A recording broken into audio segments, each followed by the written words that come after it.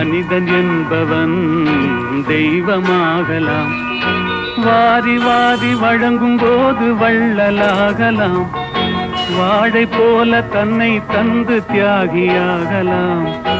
உருகியோடும் மெழுகு போல ஒளியை வீசலாம். மனிதன் என்பவன் தெய்வமாகலாம், தெய்வமாகலாம்.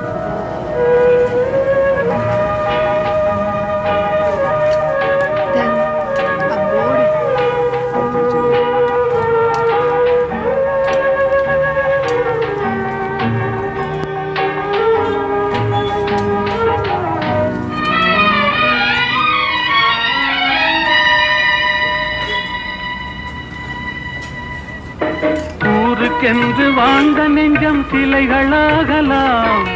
உறவுக்கென்று விரிந்த உள்ளம் மலர்களாகலாம்.